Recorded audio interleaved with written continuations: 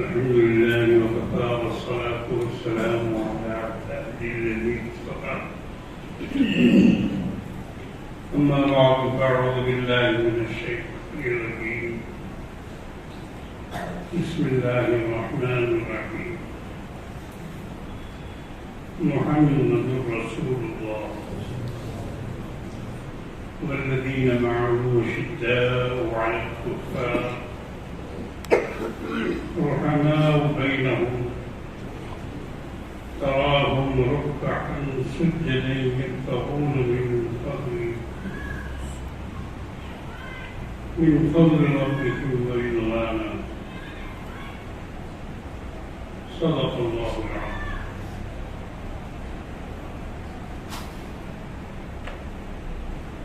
آج بارش کی وجہ سے تاخیر ہو گئی ہے، اس لیے انشاءاللہ بیان بھی مختصر ہوگا اور بہتر یہ ہے کہ کوئی نیا عنوان شروع کرنے سے پہلے پچھلے جمعے کا بقیہ وہ پورا کر دیا جائے. بیان چل رہا تھا سیدنا ابوبکر صدیق رضی اللہ تعالی عنہ کا، جو امت کے سب سے بڑے ہیرو ہیں اور نبی کریم صلی اللہ علیہ وسلم سے سب سے زیادہ قربت رکھنے والے،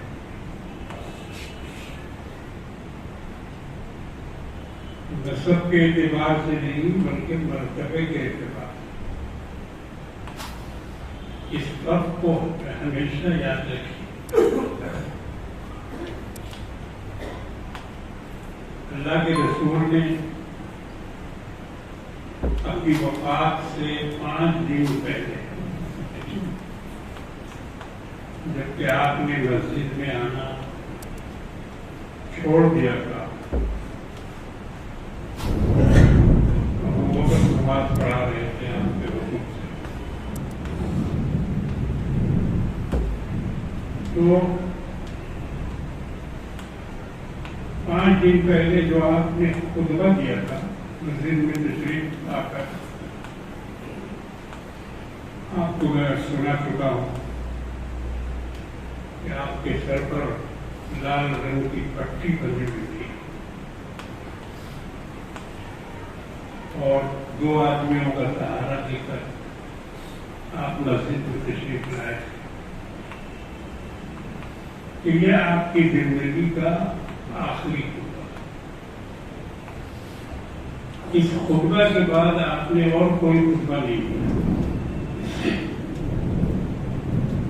اور اس کی تفصیل پچھلے جمعہ میں آپ کے سامنے آ چکی. آپ نے فرمایا کہ اللہ نے ایک بندے کو اختیار دیا کہ چاہے وہ دنیا میں رہے یا آخرت کا فیصلہ کرے، تو اس بندے نے آخرت کا فیصلہ کر دیا. اس بات کو سوائے ابوبکر صدیق رضی اللہ عنہ اور کسی نے نہیں سمجھا. کونے سے ابوبکر کی سسکیوں کی آواز مسجد میں گونجی اور نبی کریم صلی اللہ علیہ وسلم نے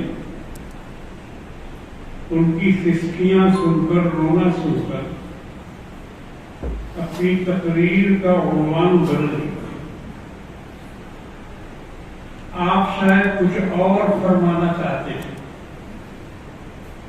اور اس کے بعد آپ نے ابوبکر کے بارے میں کہنا شروع کر دیا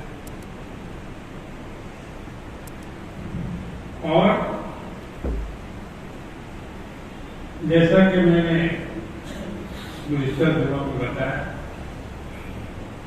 کہ مسجد کی ساری کھڑکیاں بند کر دی جائیں اور صرف ابوبکر کی کھڑکی کھلی رکھی جائے. تو آج بھی وہ دروازہ کھلا ہے اور اس پر یہ حدیث لکھی ہوئی ہے جو حضور نے اس کو کہا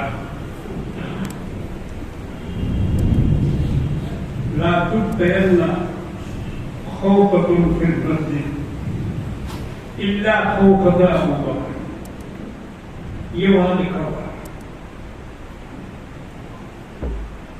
تو آگے جو آپ نے فرمایا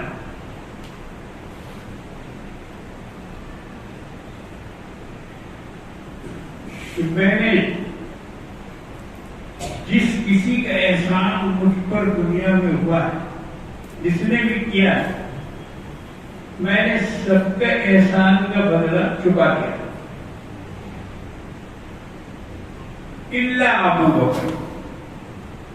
مگر ابو بکر کا جو احسان مجھ پر ہے، میں اس کا بدلہ قیامت میں اللہ سے کہوں گا کہ وہ اس کو چکائے.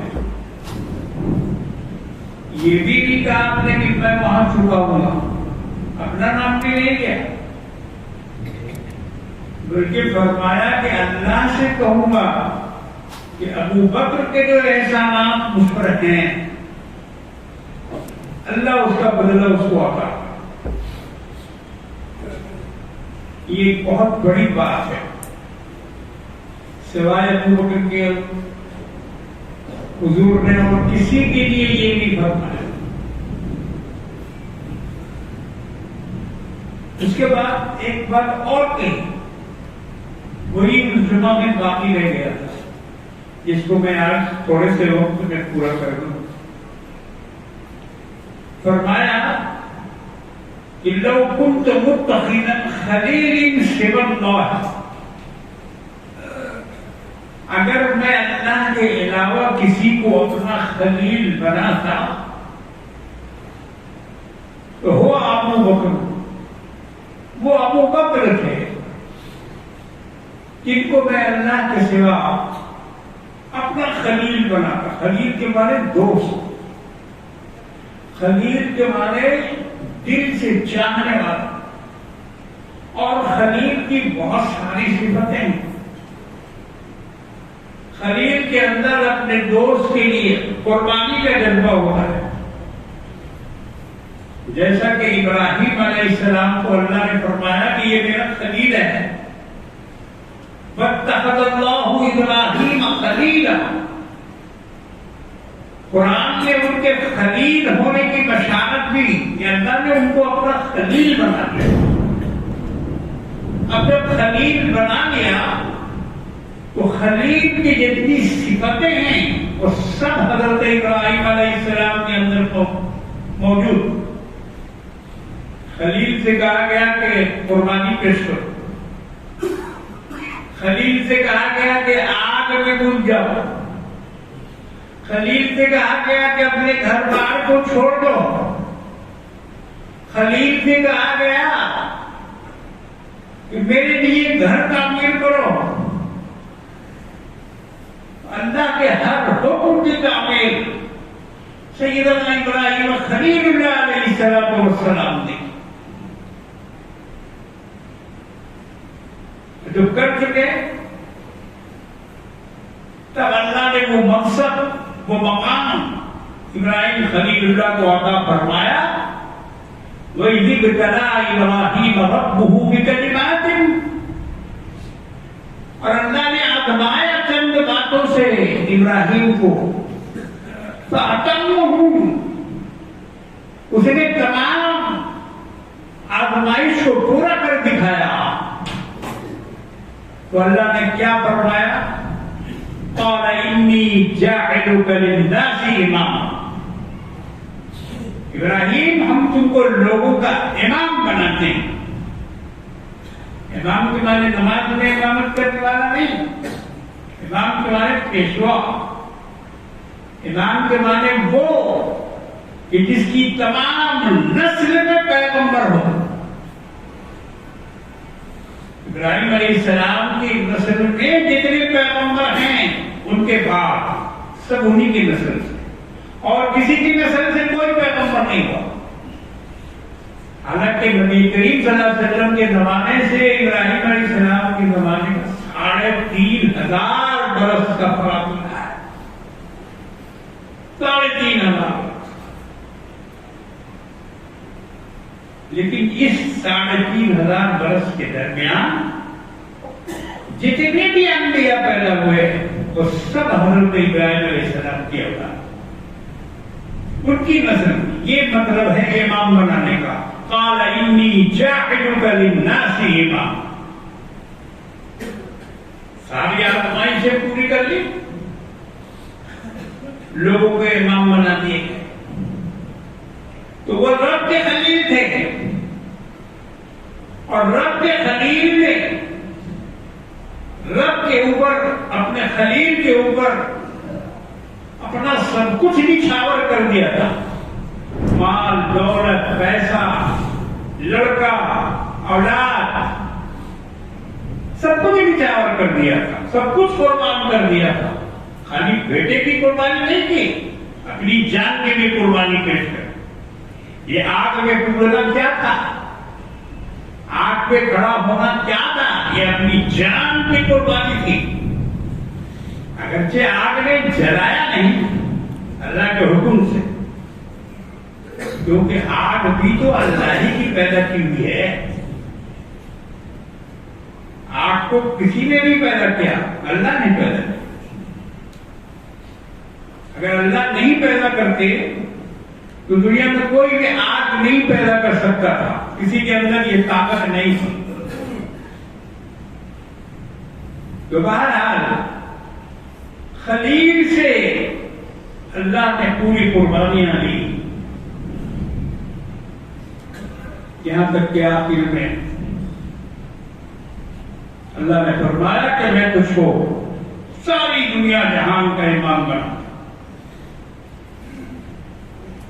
اب ادھر وہ خلیل جس کو نبی کریم صلی اللہ علیہ وسلم فرما رہے ہیں کہ میں اگر اللہ کے سوا کسی کو اپنا خلیل بناتا، لو كنت متخذا خلیلا سوى اللہ الا ابی بکر، میں ابی بکر کو اپنا خلیل بناتا، مگر نہیں بنا پا رہا ہوں اس لیے کہ میرے دل میں اور دل کے کسی خانے میں اللہ کی محبت کے علاوہ کوئی جگہ نہیں ہے کہ جہاں میں اپنے خلیل کی محبت کو داخل کروں، کوئی جگہ نہیں۔ میرا دل اللہ کی محبت سے پر ہے، کوئی کونا کوئی جگہ ایسی بچی نہیں جسے میں اپنے خلیل کو دے دوں۔ اس لیے میں اللہ کے سوا اور کسی کو خلیل نہیں بناتا، اگر بناتا تو ابو بکر کو بنا۔ ابو بکر سے بھی وہی آزمائشیں دی گئی جو ابراہیم خلیل اللہ علیہ السلام سے لی۔ ابو بکر نے جان کی قربانی، غار میں ایک ساتھ رہنا،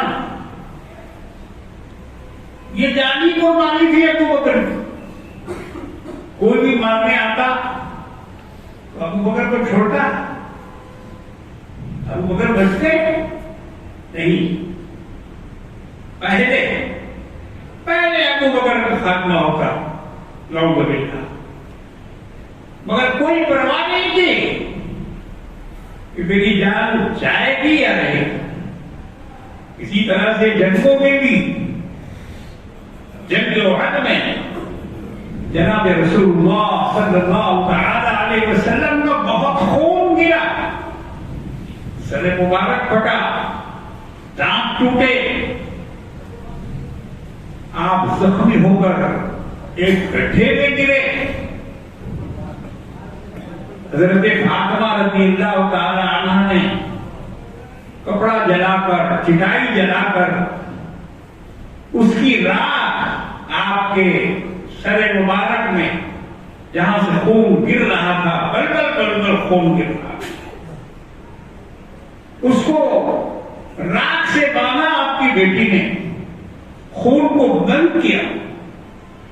آپ کو خون صرف میدان کربلا میں نظر آتا ہے، خوب بڑھ چڑھ کے ایک ایک کا خون بتایا جاتا ہے، سنایا جاتا ہے، سنا سنا کے رلایا جاتا ہے، مگر یہ خون دیکھا ان کے نانا جان جناب محمد رسول اللہ صلی اللہ تعالی علیہ وسلم کا خون جو جنگ کے وقت میں گرا، آپ اس خون کو اپنے مبارک ہاتھوں میں چلو میں لے کر آسمان کی طرف آپ نے اچھالا اور اللہ سے فریاد کی کہ اللہ دیکھ تیرے بندے کے ساتھ یہ کیا سلوک ہو رہا ہے۔ وہ خون تھا۔ ابو بکر نے جب یہ منظر دیکھا تو تلوار ہاتھ میں لی اور کہا کہ یا رسول اللہ، میں اب جا رہا ہوں کافروں کے پاس، میدان میں اب نکل رہا ہوں، مجھے جانے دیجیے، مجھ سے آپ کا خون دیکھا نہیں جاتا، میں اب آپ کا خون نہیں دیکھ سکتا، مجھے جانے دیجیے میدان میں۔ حضور نے آگے بڑھ کر ابو بکر کو پکڑا، ہاتھ تھاما اور کہا کہ ابو بکر یہ کیا کر رہے ہو، یہ کیا کرنے جا رہے ہو؟ شم بالسیف ابا بکر، اے ابو بکر اپنے تلوار کو میان میں رکھو، ولا تفجعنا بنفسک، اور اپنے شہید ہو کر مجھ کو اپنی جدائی کا غم مت دو،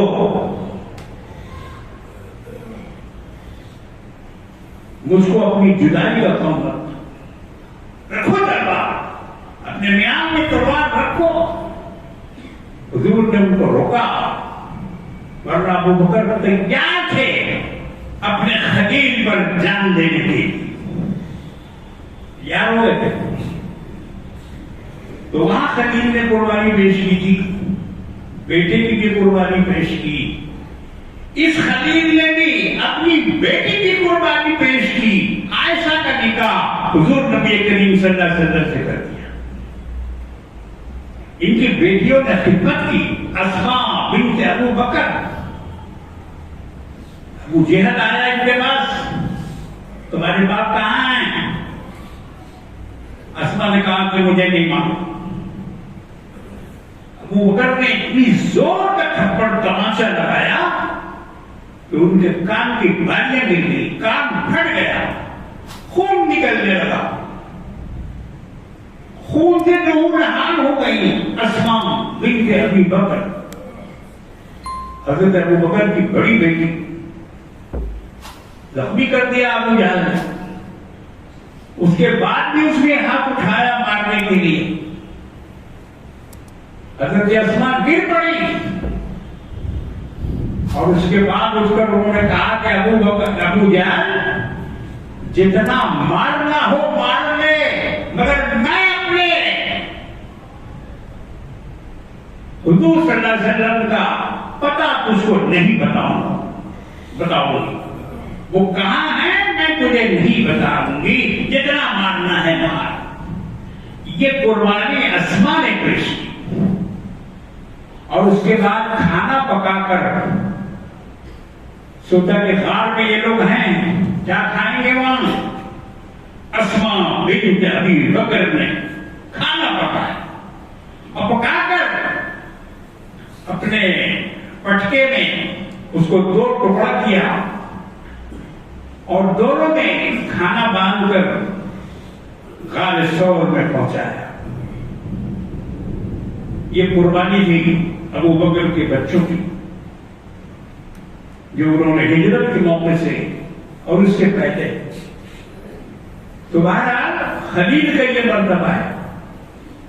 جنگ تبوک کے موقع پر حضور نے فرمایا کہ لاؤ جس کے پاس جو مال ہے، آپ نے اپنی چادر مسجد نبوی میں بچھا دی، لوگوں نے ڈالا کہ اس پہ ڈالا۔ میں بہت مختصراً بول کے آگے بڑھ رہا ہوں۔ جس کے پاس جو میسر تھا سبوں نے جا کے اس پر ڈالا۔ حضرت عمر نے سوچا کہ آج موقع ہے ابو بکر سے آگے بڑھ جانے کا،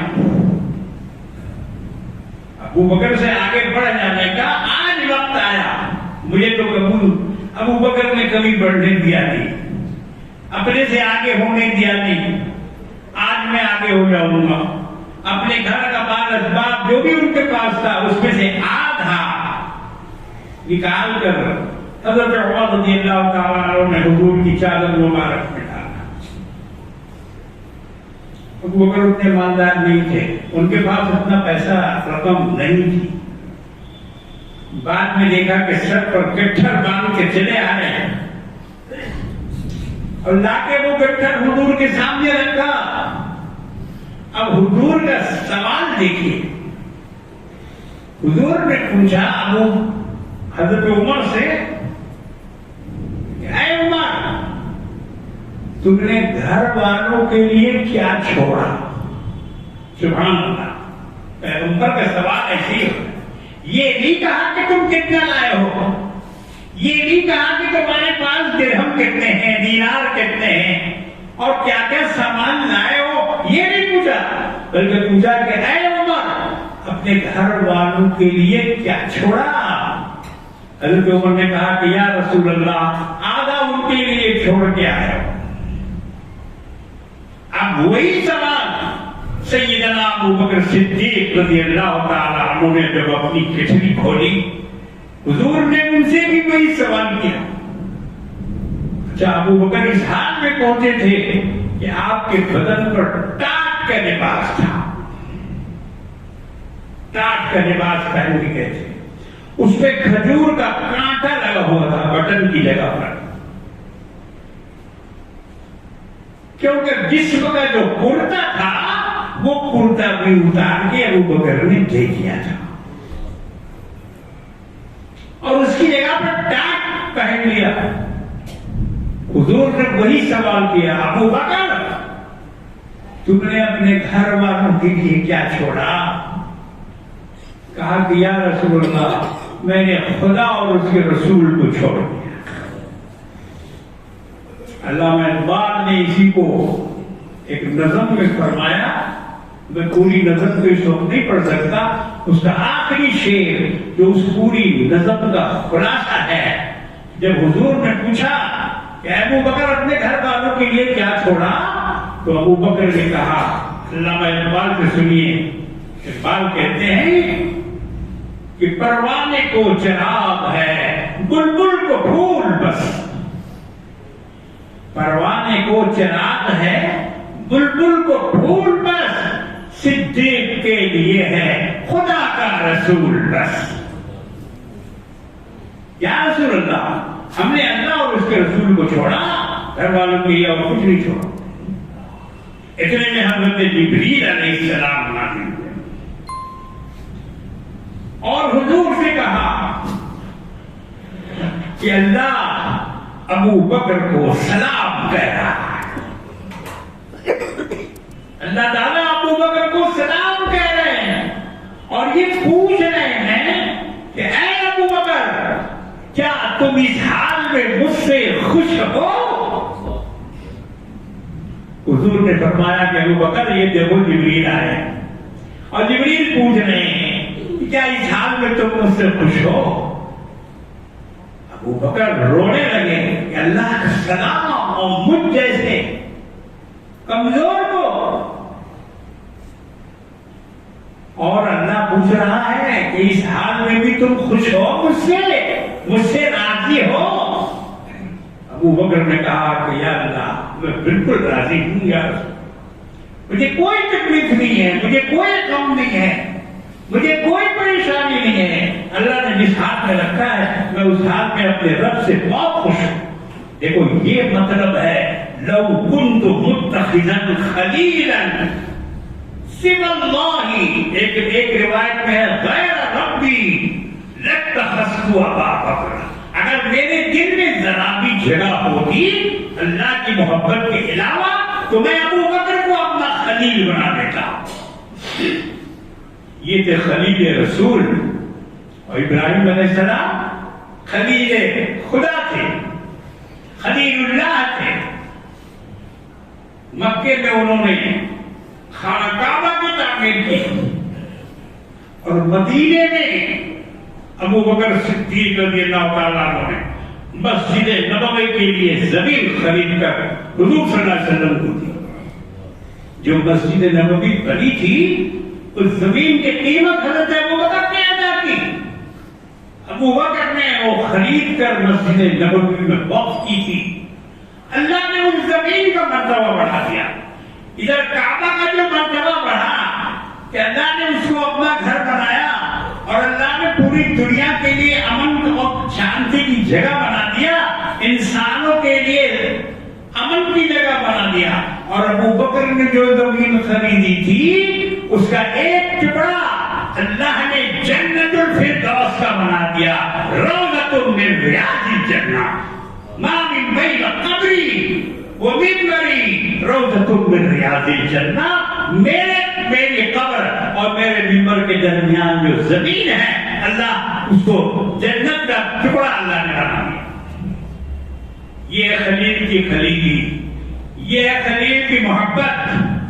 لوگ آج اس کو پامال کرنے کی کوشش کر رہے ہیں, ان کا مرتبہ گرا رہے ہیں, ہٹا رہے ہیں. نعوذ باللہ بعض لوگ ان کی شان میں ایسی گستاخیاں کر رہے ہیں کہ آپ ان کی مجلس میں اگر جائیں گے تو آپ سن نہیں سکتے. اتنے بدبخت اور اتنے کمینے لوگ ہیں وہ کہ جو حضرت سیدنا ابوبکر صدیق رضی اللہ تعالیٰ عنہ کی شان میں گستاخیاں کرتے. حضور کی جب وفات ہوئی صحابہ بالکل دین پاگل ہو, غم کے مارے ان کا حال برا ہو گیا. ایک اچانک معاملہ ان کے سامنے آیا, نبی کی وفات, نبی کی رحمت. اب کسی کی کچھ سمجھ میں نہیں آیا, دھاڑے مار مار کر رو رہے تھے لوگ. اور حضرت عمر کا تو دماغ ہی معاف ہو گیا تھا. دربار لے کے کھڑے ہو گئے کہ خبردار, اگر کسی نے کہا کہ رسول اللہ وفات پا چکے ہیں تو میں اس دربار سے ان کی گردن اڑا دوں. حضور نے وفات نہیں پائی ہے, وہ اپنے رب کے پاس گئے ہیں اور پھر واپس آئیں گے. یہ کون کہہ رہا ہے؟ حضرت عمر جیسا شخص, ان جیسا بہادر خلیفہ دوئم, ان کا یہ کہنا. لوگ حیران و پریشان. حضرت ابو بکر وہاں نہیں تھے, اپنے کام سے حوالی مدینہ تشریف لے گئے تھے. وہاں ان کو خبر ملی کہ حضور کا وصال ہو چکا ہے. دوڑے بھاگے وہاں سے آئے. مسجد میں قرآن بچا ہوا تھا مگر ابو بکر نے کسی سے کچھ نہیں کہا, سیدھے حجرہ مبارک میں تشریف لے گئے. چادر ڈھکی ہوئی تھی, چادر کھولا, روئے, پیشانی کو بوسہ دیے اور کہا کہ یا رسول اللہ واقعی آپ اپنے رب کے پاس چلے گئے. پھر وہاں سے باہر آئے, قرآن بچا ہوا. حجرت سے باہر نکل کر لوگوں سے کہا یا ایھا الناس اجلسوا اجلسوا, اے لوگوں بیٹھ جاؤ بیٹھ جاؤ. ابو بکر کی وہ شخصیت تھی, کوئی آپ کے حکم کو ٹال نہیں سکتا تھا. جب لوگوں سے کہا کہ بیٹھ جاؤ, سارا کا سارا مجمع بیٹھ گیا.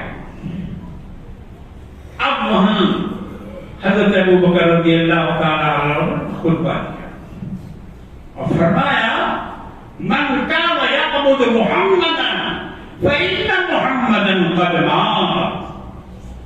جو شخص محمد رسول اللہ کی عبادت کرتا تھا وہ سن لے محمد رسول اللہ آج وفات پا چکا. ومن كان يعبد الله فهو حي لا يموت. اور جو اللہ کی عبادت کرتا تھا وہ جان لے کہ اللہ زندہ ہے, حی القیوم ہے, اس کو موت کبھی نہیں آئے گی. اس کے بعد قرآن سے ایک آیت پڑھی وما محمد الا رسول قد خلت من قبله الرسل افإن مات او قتل انقلبتم على اعقابكم. محمد کیا ہے؟ محمد صلی اللہ علیہ وسلم اللہ کے رسول. وما محمد الا رسول قد خلت من قبلهم الرسل، ان سے پہلے بھی رسل گزر چکے ہیں. فَإِن مَاتَ اگر یہ مر جائیں، اگر ان کی وفات ہو جائے، اَوْ انْقَلَبْتُمْ عَلَىٰ أَعْقَابِكُمْ تو کیا تم الٹے پیروں لوٹ جاؤ گے، اسلام کو چھوڑ دو گے، اسلام سے ہٹ جاؤ گے؟ صحابہ فرماتے ہیں کہ جب یہ آیت ابو بکر پڑھ رہے تھے تو ایسا معلوم ہوا گویا یہ آیت آج ہی نازل ہو رہی ہے. سکون ہو گیا، لوگوں کو شانتی مل رہی ہے. شانتی کیوں نہیں ملتی؟ ابو بکر کو اللہ نے شانتی دی تھی. کہاں؟ غار حرا میں. غار حرا میں گھبرا رہے تھے، ابو بکر گھبرا رہے تھے کہ یا رسول اللہ اب تو یہ لوگ یہاں تک پہنچ گئے، میں ان کے پاؤں دیکھ رہا ہوں، ان کے پاؤں نظر آ رہے ہیں جو کفار تلاش کرتے کرتے پہنچے تھے. تو وہاں اللہ نے فرمایا، رسول اللہ نے فرمایا گھبراؤ مت، ہمارے ساتھ اللہ ہے. اللہ نے اس جملے کو قرآن میں نقل کیا، اذ یقول لصاحبہ لا تحزن ان اللہ معنا. جب آپ اپنے صحابی سے کہہ رہے تھے، اپنے دوست سے کہہ رہے تھے کہ گھبراؤ نہیں، ہمارے ساتھ اللہ ہے. اس کے بعد فرمایا فَأَنزَلَ اللَّهُ سَكِينَتَهُ عَلَيْهِ، اللہ نے اپنا سکینہ ان پر نازل فرمایا. تو مفسرین نے لکھا ہے کہ یہ سکینہ حضور پر نہیں، ابو بکر پر نازل ہوا تھا. یہ تو حضور تو گھبرا نہیں رہے تھے، حضور تو تسلی دے رہے تھے، گھبرا رہے تھے ابو بکر. تو اللہ نے جو کہا ہے فَأَنزَلَ اللَّهُ سَكِينَتَهُ عَلَيْهِ، اللہ نے اپنا سکینہ ان پر نازل فرمایا. کہ یہ اسی سکینہ کا ظہور تھا جو حضور کی وفات کے وقت حضرت ابو بکر صدیق رضی اللہ تعالیٰ عنہ پر تھا. اور جس طرح آپ پرسکون تھے، یہ اسی سکینہ کا اثر تھا جو غار حرا میں اللہ نے آپ کو دیا تھا. بہرحال اس کے آگے جتنے مرحلے ہیں وفات نبی کے وہ حضرت ابو بکر نے پورے کیے. کہاں دفن کیے جائیں گے، نماز کیسے پڑھی جائے گی، باقی جتنے بھی مسائل تھے سب کو ابو بکر نے حل کیا. فرمایا کہ میں نے سنا ہے جو نبی جہاں انتقال کرتا ہے وہیں ان کو دفن کیا. جنازے کے بارے میں بتایا، غسل کون کون دے گا اس کے نام بتائے، جنازہ کیسے پڑھا جائے گا وہ بتایا، دفن کہاں کیا جائے گا.